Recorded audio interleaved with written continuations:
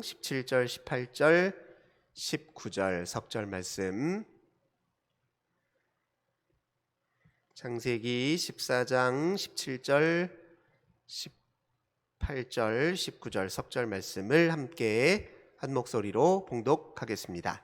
아브라함이 그돌라오멜과 그와 함께한 왕들을 쳐부수고 돌아올 때에 소돔 왕이 사회의 골짜기 곧 왕의 골짜기로 나와 그를 영접하였고, 살렘 왕 멜기세덱이 떡과 포도주를 가지고 나왔으니 그는 지극히 높으신 하나님의 제사장이었더라. 그가 아브라함에게 축복하여 이르되 천지의 주제이시오 지극히 높으신 하나님이여 아브라함에게 복을 주옵소서. 아멘. 오늘도 수요 예배에 함께 참여하신 우리 모든 성도님들, 하나님께서 하늘의 크신 은혜와 평화 가득 부어주시길 주님의 이름으로 기원합니다. 우리 함께 평화 인사 나눌까요? 주님의 평화를 빕니다. 인사하겠습니다. 주님의 평화를 빕니다. 네, 감사합니다. 이 시간에 지극히 높으신 하나님 평화의 왕, 이런 제목으로 함께 은혜 나누도록 하겠습니다. 우리가 지난 시간에 함께 이야기 나누었던 것처럼 아브라함은 좋은 땅에 대한 선택권을 조카 롯에게 양보했습니다. 그가 좋은 땅에 대한 선택권을 포기한 것은 하나님을 신뢰하기로 선택한 행위다, 이렇게 말씀드렸죠. 좋은 땅에 대한 선택권을 포기함으로써 하나님을 신뢰하기로 선택했습니다. 무엇을 신뢰했습니까? 하나님이 약속하셨잖아요. 반드시 내게 가나안 땅을 줄 것이다. 내 후손에게 네가 보이는 모든 땅, 네 눈에 펼쳐진 모든 땅을 다 허락하실 것이다. 분명히 약속하셨잖아요. 그 약속을 굳게 믿고 그 약속을 신뢰하기로 선택하였기 때문에 조카 롯에게 욕심 없이 그저 네가 원하는 대로 선택하면, 네가 좌하면 내가 우하고 네가 우하면 내가 좌하겠다, 그렇게 선택했다는 것을 우리가 살펴보았습니다. 아브라함은 믿음에 근거하여서 선택을 내린 거예요. 그리고 롯은 무엇에 근거해서 선택을 내렸습니까? 그는 하나님을 신뢰하여 내린 선택이 아니라 자기 눈에 보기에 좋은 곳을 선택했습니다. 자기에게 유익이다, 이익이 된다 싶은 곳을 선택했습니다. 사회적으로 평판이 좋은 곳, 사회적으로 아주 잘 사는 땅이라고 여겨지는 곳을 그렇게 선택을 했지요. 인간적인 선택이죠. 그 선택에는 하나님에 대한 신뢰, 하나님의 약속에 대한 신뢰는 자리 잡지 않았죠. 그 롯의 선택의 이제 결과가 사실은 오늘 본문의 말씀을 통해서 우리가 살펴볼 텐데, 롯이 자기가 한 선택에 아주 혹독한 대가를 치러야 됐다는 것을 이제 오늘 확인할 수 있는데요. 특별히 롯이 선택한 땅이 어디였습니까? 소돔 땅이었잖아요. 근데 13장 13절에 보니까 소돔 사람은 여호와 앞에 악하며 큰 죄인이었더라, 이렇게 이야기하고 있습니다. 그는 인간적인 욕심을 따라, 욕망을 따라 자기 눈에 보기에 좋은 곳을 선택했는데 그니 거기가 하나님 보시기에 악한 곳이었어요. 그에게 어떤 시련이 찾아왔느냐? 오늘 14장 말씀을 보니까 전쟁이 일어나는데 그 전쟁통에 휩싸여서 롯이 포로로 끌려가는 일을 겪게 됩니다. 이 전쟁이 어떤 전쟁이었냐? 14장 1절과 2절을 함께 보겠습니다. 당시에 시날 왕 아무라벨과 엘라살 왕 아리옥과 엘람 왕 그돌라오멜과 고임 왕 디다리, 소돔 왕 베라와 고모라 왕 비르사와 아드마 왕 시납과 스보임 왕 세메벨과 벨라 곧 소아랑과 싸우니라, 이렇게 표현하죠. 나라들이 전부 다 낯설지요. 네, 이제 제가 정리를 해드릴게요. 1절에 나오는 나라들은 어디에 있냐면 이 메소포타미아 문명지, 이 문명의 근원이라고 할 수 있는 그곳에 자리 잡고 있는 그런 나라들이에요. 특별히 이 1절에 보는 이 나라들 중에서 가장 중심이 되는 나라가 어디냐면 엘람이라는 나라인데, 이 엘람 역시 지금으로 말하자면 이란과 이집트의 경계 쪽에 가까운데, 이 이란 땅에 속해 있는 곳에 이 엘람이 자리 잡고 있었습니다. 이 엘람 왕이 그 인근에 있는 메소포타미아 문명권에 있는 몇 나라들을 정복한 다음에 이들이 더 서쪽으로 이렇게 서진 정책을 통해서 이렇게 정복해 오고 있었어요. 그래서 자기 세력을 이렇게 확장하고 있었을 때 어디하고 2절에 등장하는 나라들과 이제 부딪힌 겁니다. 2절에 등장하는 나라들은 어디에 있냐면 사해바다 동남쪽에 위치해 있는 도시들이었어요. 이 5나라가 소위 말하면 큰 나라에 지금 반기를 들은 것입니다. 4절 한번 보겠습니다. 이들이 12년 동안 그돌라오멜을 섬기다가 제13년에 배반한지라. 여기 나오죠. 여기서 나오는 엘람 왕 그돌라오멜, 이 앞에 아까 말씀드린 메소포타미아 문명 근원지, 거기에 속해 있는 나라들 중에 중심이었던 그돌라오멜 왕을 배반했어요. 이 조그마한 나라들이. 그러니까 이제 그래서 여기 큰 나라들이 지금 밑을 이 가나안 땅 지역 그리고 사해 동편 지역까지 이렇게 침범에 들어와서 이 나라를 이제 이 나라들과 이제 큰 전쟁을 치르게 된 것이죠. 그 전쟁통에 이제 패해가지고 결국 소돔 땅에 살고 있었던 조카 롯이 이렇게 포로로 끌려가게 되는 일이 벌어졌던 것이죠. 그때 11절과 12절 보겠습니다. 14장 11절 12절입니다. 내 왕이 소돔과 고모라의 모든 재물과 양식을 빼앗아 가지고 소돔에 거주하는 아브라함의 조카 롯도 사로잡고 그 재물까지 노략하여 갔더라. 이렇게 표현하고 있죠. 이 전쟁에서 져서 롯은 이제 포로 생활을 하게 되었죠. 이 소식을 듣고 아브라함이 듣고 자기 조카잖아요. 그래서 조카를 그만둘 수 없어서 이제 조카를 구해오는 이야기가 이제 13절부터 등장하는 것입니다. 아브라함이 그 소식을 듣고서 용사 몇 명을 뽑느냐? 14절 보니까 아브라함이 그의 조카가 사로잡혔음을 듣고 집에서 길리고 훈련된 자 318명을 거느리고 단까지 쫓아갔다. 이렇게 표현하고 있습니다. 용사를 뽑아가지고 조카 롯을 구하기 위해서 이제 작전을 펼치기 시작한 것입니다. 근데 우리가 잘 아시는 대로 아브라함이 조카 롯이 소돔 땅을 선택한 이후에 어디에 머무르게 됐냐? 13장 말미에 보니까 그는 마므레 상수리 나무 숲을 근처에 장막을 펴고 살았다. 그렇게 말씀드렸잖아요. 그때 상수리 나무라고 하는 것이 상징하는 게 뭐라고 했죠? 힘, 전능함 이런 걸 상징하잖아요.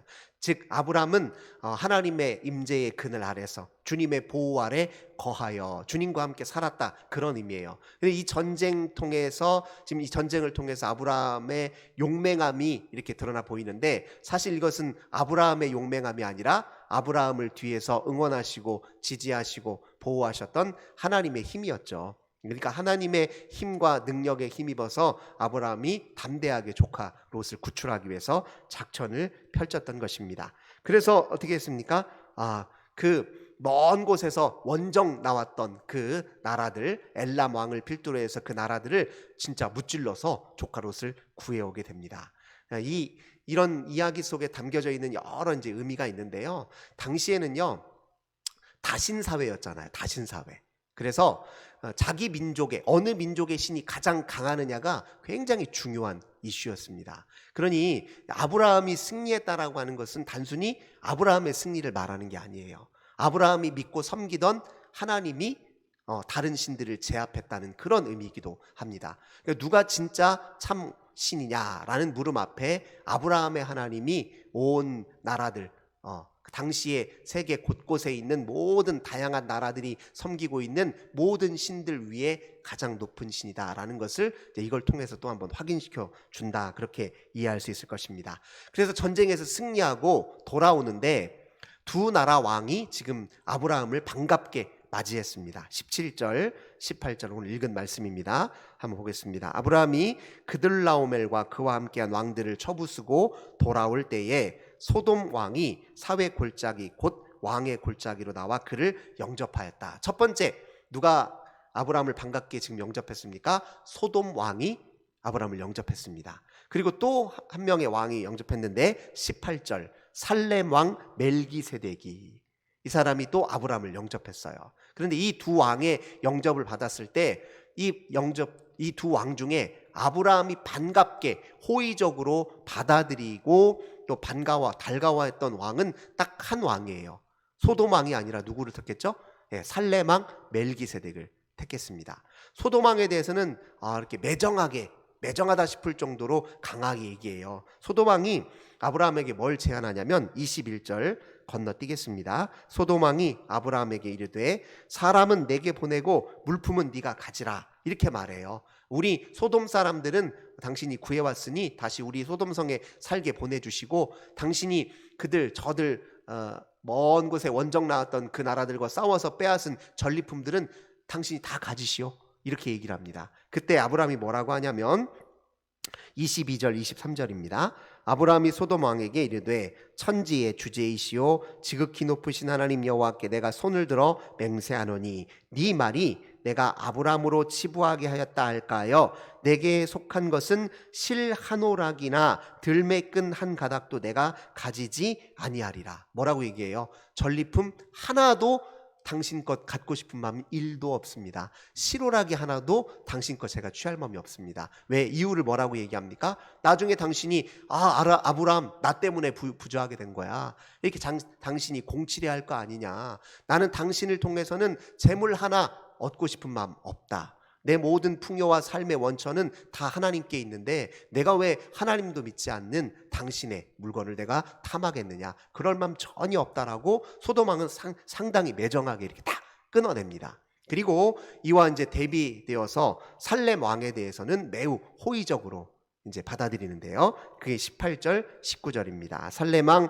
멜기세덱이 떡과 포도주를 가지고 나왔으니 그는 지극히 높으신 하나님의 제사장이었더라. 그가 아브라함에게 축복하여 이르되 천지의 주제이시오 지극히 높으신 하나님이여 아브라함에게 복을 주옵소서. 너희 대적을 네 손에 붙이신 지극히 높으신 하나님을 찬송할지로다 하매 아브라함이 그 얻은 것에서 10분의 1을 멜기세덱에게 주었더라. 아브라함이 멜기세덱을 향하여서는 극진히 그의 축복을 다 받아들였을 뿐만 아니라 자기에게 있는 재산, 자기가 빼앗은 재산 중에 10분의 1을 멜기세덱에게 바치는, 그렇게 아주 보기에 평화로운 관계를 형성하는 장면이 오늘 본문의 이야기라고 할 수 있습니다.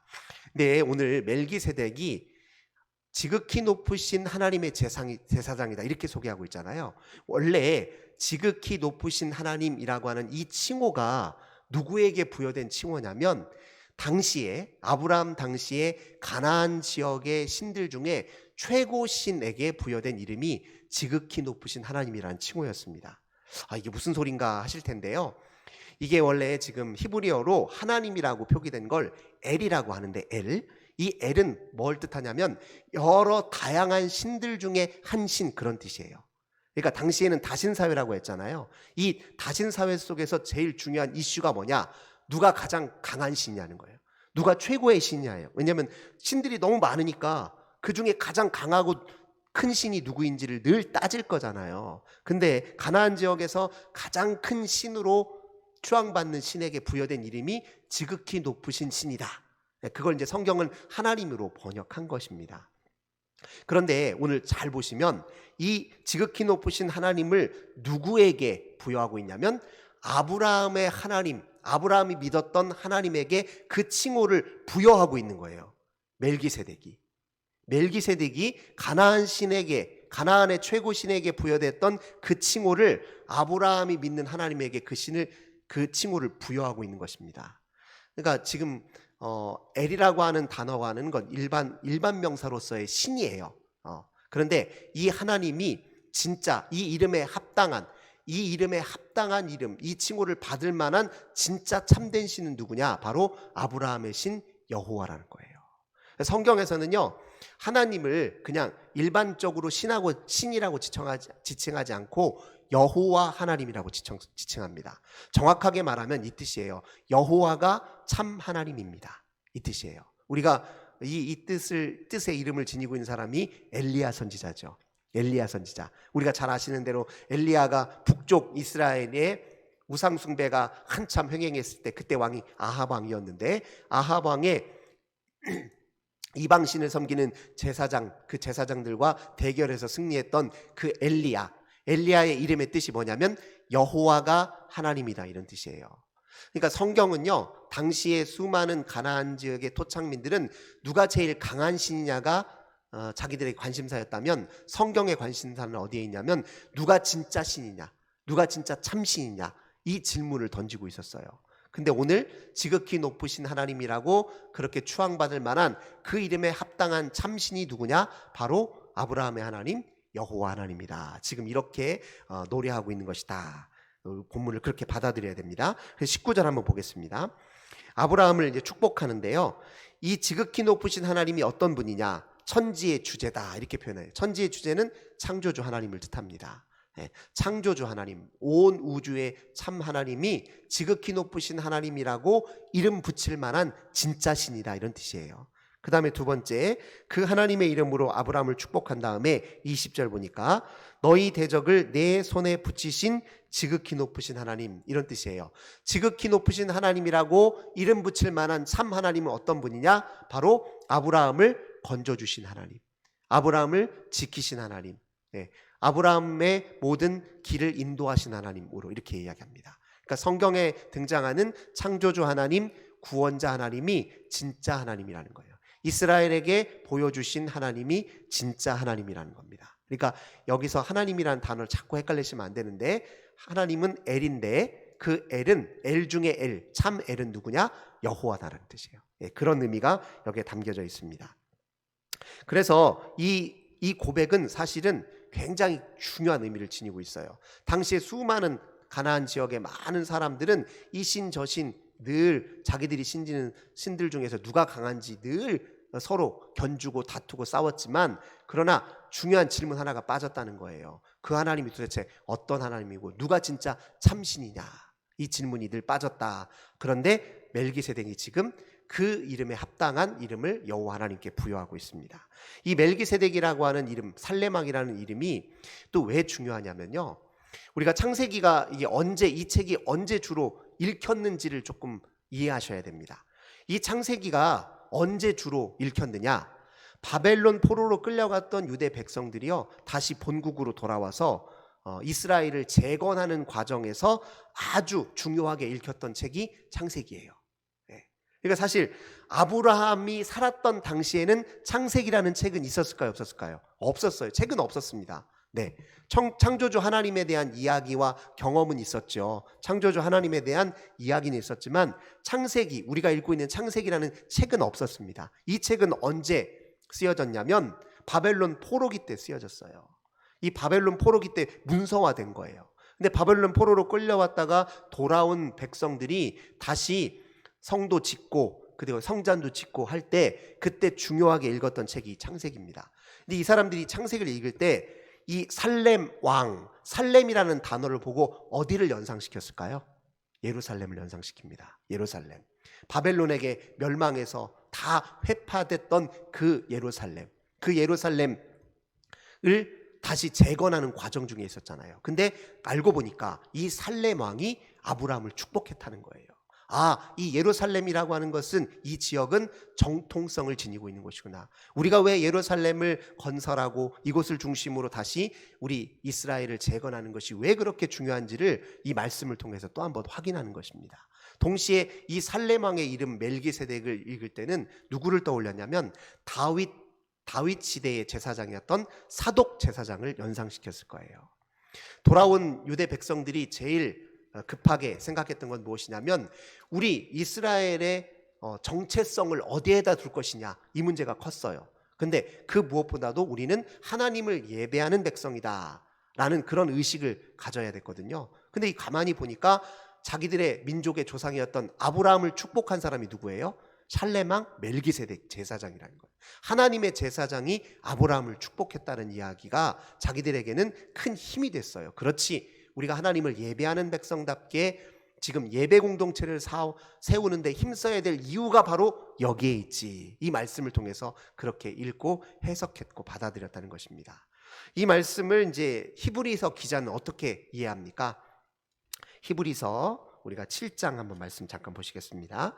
7장 1절, 2절, 3절 말씀을 제가 히브리서 7장 1절, 2절, 3절을 제가 봉독해 드리도록 하겠습니다. 이 멜기세덱은 살렘 왕이요 지극히 높으신 하나님의 제사장이라. 여러 왕을 쳐서 죽이고 돌아오는 아브라함을 만나 복을 빈 자라. 아브라함이 모든 것의 10분의 1을 그에게 나누어 주니라. 그 이름을 해석하면 먼저는 의의 왕이요 그 다음은 살렘 왕이니 곧 평강의 왕이요 아버지도 없고 어머니도 없고 족보도 없고 시작한 날도 없고 생명의 끝도 없어 하나님의 아들과 닮아서 항상 제사장으로 있느니라. 이 히브리서 기자는요, 이 멜기세덱을 누구와 이렇게 연결짓냐면 바로 예수 그리스도와 연결을 짓습니다. 네, 그러니까 바벨론 포로 생활을 마치고 돌아온 이스라엘 백성들은 이 멜기세덱을 보면서 다윗 왕 시대의 사독을 떠올렸다고 하면, 히브리서 기자는 이 멜기세덱을 통해서 예수 그리스도를 떠올렸어요. 왜냐하면 히브리서 기자는 이 이야기가 예수 그리스도를 미리 앞서서 보여준, 이것을 유형론이라고 이야기하거든요. 예수 그리스도의 원형을 미리 보여준 것이다, 이런 뜻이에요. 멜기세덱이 그런 역할을 하고 있다 이야기한 것입니다. 왜 예수님을 멜기세덱에 두었느냐, 잘 생각해 보세요. 우리 예수님께서 이 땅에 오셔서 우리를 위해서 당신 목숨을 내어주심으로 온 인류를 속하시고 죄속하시고 구원하셨어요. 그래서 예수님이 친히 자기가 그 제사의, 그 희생 제사의 대제사장이 되었고 스스로 자기 자신을 희생 제물로 내어주셨거든요. 그런데 이 사람의 대제사장, 사람과 아론과 같은 이 레위 지파에 속한 아론의 제사장들과 예수님은 격과 질이 다르다는 것을 보여줘야 됐습니다. 그래서 예수님은 대제사장인데 이건 아론의 반차를 따른 제사장이 아니라 멜기세덱의 반차를 따른 제사장이라고 이야기해요. 근데 왜 이게 중요했냐면, 이 반차라는 말은 다른 말이 아니라 이 제사장의 이 계보를 누구로부터 이어받았냐, 그 뜻이에요. 제사장의 등급이 누구에게서 왔느냐. 멜기세덱은 하나님에게서 직접 연원한 사람이잖아요. 예수님도 하나님에게서 직접 오신 분이에요. 사람의 혈통을 따라 세워진 분이 아니라 하나님에게서 직접 연원한 분이기 때문에 영원한 대제사장이라는 거예요. 그래서 지금 히브리서 기자가 멜기세덱이라는 인물을 거론하면서 예수 그리스도를 빗대어 설명하고 있는 것이죠. 그러니까 지금 오늘 창세기에서 읽었던 이 인물이 사실은 굉장히 중요한 역할을 하고 있는 것이죠. 우리가 본래 하나님 믿는 우리 백성들이 어떤 사람이어야 되냐, 하나님을 예배하는 사람이어야 된다, 우리 스스로에 대한 정체성을 갖도록 도와주는 인물이면서 동시에 우리 모든 인류를 구속하시고 또 구원해 주신 예수 그리스도의 미리 앞서서 보여준 인물이다, 이렇게 우리가 받아들일 수 있는 것이죠. 그래서 이 인물을 통해서 아브라함의 이야기가 등장하는 것이 이후에 이 신앙인들에게는 계속 중요한 의미로 회자될 수밖에 없는 그런 의미를 갖고 있습니다. 특별히 오늘 이 멜기세덱 이야기를 보면서요, 우리가 이 시대를 한번 되돌아보게 됩니다. 이 시대도요, 끊임없이 자기 자신만의 신이 있어요.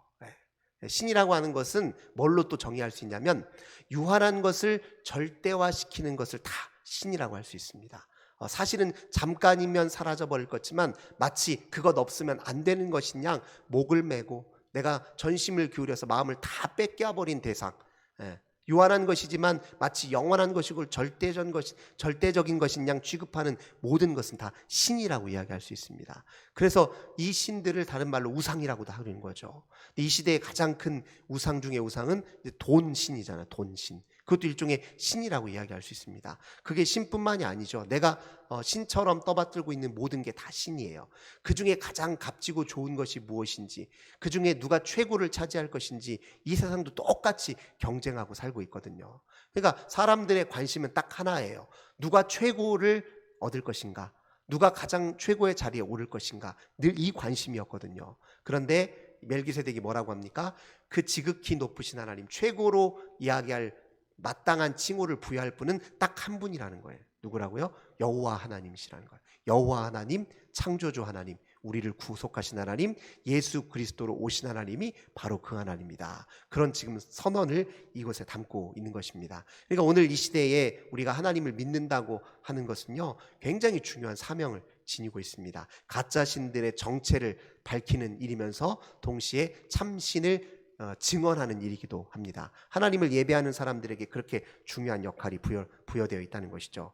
이 신에게 아브라함이 정성을 다하여 11조를 바칩니다. 이 11조를 바치는 행위는, 그러니까 이 예물을 드리는 것과 좀 다른 의미예요. 이건 뭐냐면은 내가 당신을 나의 주인처럼 여긴다, 그런 의미예요. 지금 멜기세덱에게 돌린 지극히 높으신 하나님, 이름으로 예배를 드리는 그 행위에 내가 그 아래 순종하고 따르겠습니다. 이런 뜻이거든요. 그러니까 예물을 드림이 곧 바른 선택을 하나님께 드린다라는 그런 의미를 갖고 있다 할 수 있습니다. 아브라함이 정성을 기울여서 그 앞에 11조를 드림으로 그 가나안 지역에서 진짜 신이 누구인지를 분명히 밝혔던 것이죠.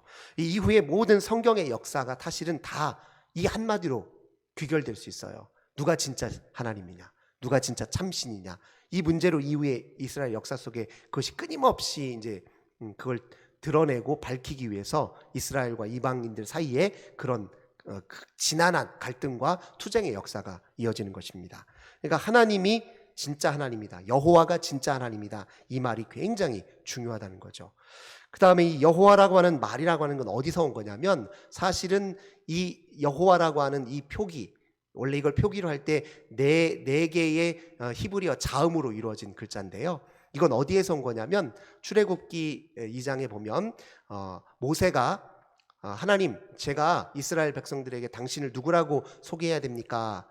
누구라고 이야기해야 됩니까? 말할 때 하나님이 뭐라고 하냐면 나는 나다라고 이야기하거든요. 그 나는 나다라고 하는 히브리 언어가 예흐예 아슈엘 예흐에라는 그런 문장인데, 여기에서 한 글자씩 따가지고 만든 게 여호와예요. 원래 정확한 발음으로 하자면 야훼라고 발음을 해야 됩니다. 야훼. 근데 이제 우리말로 이제 표기할 때 이걸 여호와라 이렇게 표기를 한 겁니다. 그러니까 여호와가 진짜 하나님이고, 이 여호와가 지극히 높으신 하나님이에요. 이 여호와가 온 인류의 창조주 하나님이고, 이 여호와가 온 구주의 하나님이라는 뜻입니다. 그래서 성경에 다양한 이름들이 등장하는데 다 그게 무엇으로 귀결되냐? 다 여호와라는 말로 다 귀결된다고 할 수 있습니다. 그래서 창세기에는 왜 엘 하나님과 이 여호와 하나님이란 말을 다 섞어 쓰느냐? 당시 가나안의 그 다양한 신들의 이름들 중에 여호와 하나님이 진짜 하나님이라는 걸 보여주기 위한 의도도 담겨져 있다고 이해할 수 있습니다. 원래 창세기 1장 1절에 보면요, 태초에 하나님이 천지를 창조하신다 할 때 1장 1절이요, 이 히브리어 원어를 보자면 이게 베레시트 바라 엘로힘 이런 뜻이거든요, 히브리어로. 근데 이 베레시트 바라 엘로힘 할 때 이게 엘로힘이 하나님인데 이 복수형으로 쓰인 거예요. 엘 하나님의 복수형이 엘로힘입니다. 왜 성경의 첫 장부터 하나님 이 명칭을 엘로힘이라고 복수형으로 썼을까? 당연하죠. 당시의 지역은 다신 사회 속에 있었기 때문에 그 신들로, 여러분들이 신들로 알고 있는 그 신 중에 참신이 누군지 아십니까? 만유를 창조하신 분입니다. 이걸 알려주고 싶은 거예요. 그러니까 사람들은 당시에 자기들이 신이라고 부르는 신이 진짜 신이 누구인지를 모른 채 자기 나름의 신을 만들고 있었잖아요. 그러니까 여러분이 신이라고 칭하는 것들은 사실은 다 가짜입니다. 진짜 신이 누구인지 제가 보여주겠습니다 하면서 창세기를 시작하는 거라고요. 진짜 하나님이 누구신지 제가 보여드릴게요 하고 창조주 하나님으로 소개하고 있는 것입니다. 그러니 이제 첫 번째 단어를 일부러 그 복수형으로 써서 엘 하나님, 신들의 하나님으로 이렇게 정리를 한 것이죠. 그러니까 우리가 지금 한글로 볼 때는 이게 얼핏 와닿지 않지만, 사실 이제 히브리어 원어로 이렇게 보자면 당시에는 엄청나게 보이지 않는 영적 전쟁 속에서 진짜 하나님이 누구인지를 그렇게 보여주기 위해서 곳곳에서 이걸 확인시켜주고 있거든요.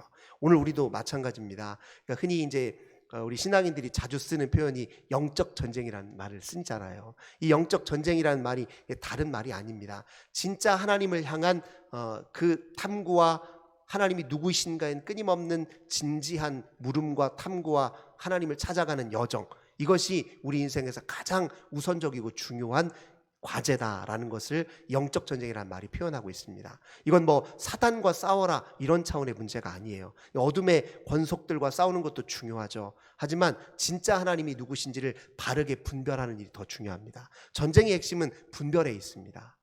그러니까 보이지 않는 어떤 무슨 귀신들, 마귀들과 싸우는 데만 자꾸 우리가 초점을 맞추고 있는데 아니에요. 진짜 하나님이 누구인지를 바르게 분별하는 것이 영적 전쟁의 핵심입니다. 우리가 나도 모르게 하나님 아닌 것에 마음 빼앗기고 있는지 아닌지를 스스로 잘 분별하면서 생활하는 것이 사실 영적 전쟁의 핵심입니다. 그 전쟁에서 바르게 승리해야 우리가 진짜 하나님을 하나님으로 예배할 뿐만 아니라 하나님을 증거할 수 있는 것입니다. 오늘 살렘 왕 멜기세덱이 아브라함에게 부여하신 그 칭호, 지극히 높으신 하나님, 그 하나님이 진짜 누구이신지 우리도 끊임없이 묻고 탐구하고 바르게 예배해야 되는데요. 그 하나님이 이 살렘이라는 뜻이 뭐죠? 평화라는 뜻이잖아요. 그러니까 이 하나님의 가장 또 중요한 특징은 뭐냐면 이 하나님은 전쟁의 신이 아니라 실은 평화의 신이라는 거예요. 평화의 신. 그 신의 그 특색을 잘 깨닫고 또 아는 사람들이 우리인데, 우리들이 그러면 그 하나님을 믿는 사람들께 지향해야 될 일은 무엇이냐? 평화를 만들어낼 일이겠죠. 그 일에 힘쓰므로 오늘 우리 시대의 하나님을 바르게 증거하는 저 우리 모든 성도님들 되시길 주님의 이름으로 간절히 기원합니다. 기도하겠습니다. 참 좋으신 주님, 감사합니다. 오늘 살렘왕 멜기세덱이 아브라함의 하나님 여호와 하나님이 진짜 하나님이시오, 세상의 모든 신들에게 부여된 최고의 칭호는 다 여호와 하나님의 것이라는 사실을 일깨워준 것 참으로 감사드립니다. 우리가 진짜 믿는 하나님이 어떤 분인지 끊임없이 탐구하고 알아가고 잘 분별하는 일에 힘쓰게 하여 주옵소서. 나도 모르게 이 세속의 유행 따라 신 아닌 가짜 신들을 섬기고 그것에 마음 뺏겨 살지는 않는지 잘 되돌아보는 저희들 되게 하여 주옵소서. 그리하여 이 시대 하나님이 참으로 찾으시는 참 하나님을 예배하는 그 예배자가 우리가 되게 하여 주옵소서. 주 예수님의 이름으로 간절히 기도하옵나이다. 아멘.